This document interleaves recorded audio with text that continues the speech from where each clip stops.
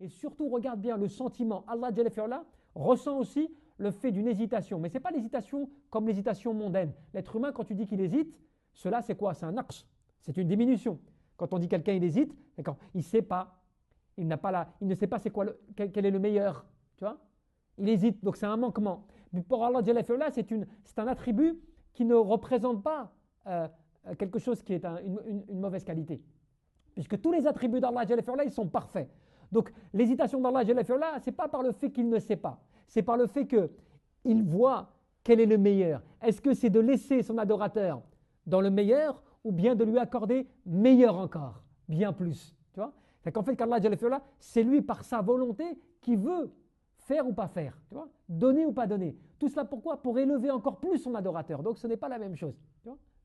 Et donc là, c'est là que tu te rends compte que Allah Jalla fi'ala, il éprouve vis-à-vis de son adorateur des choses que son adorateur ressent. Quand la personne, le rapproché, n'aime pas la mort et qu'il arrive à cela et que cela, il le trouve désagréable parce que forcément, ce n'est pas évident et que c'est une épreuve, eh bien Allah Jalla fi'ala, quand tu es un rapproché d'Allah, Allah, il est avec toi et lui-même, tu vois, essaie de faire cela pour toi. Même quand celui qui, parce que tu pourrais me dire, oui, mais il y a des gens, ils ont quitté ce bas monde, des pieux, et dont donc les affres de la mort. L'article de la mort a été difficile. Le prophète Mohammed, on dit que l'article de la mort a été difficile pour lui. Et lui-même le disait. Qu'est-ce que cela veut dire alors?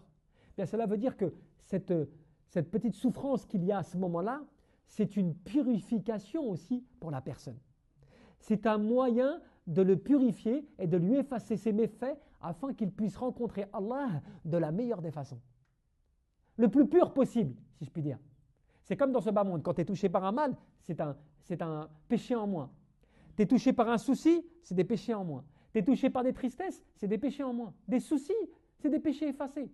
Tout ce qui peut t'arriver physiquement, psychologiquement, qui sont difficiles pour toi, c'est des péchés en moins, subhanallah.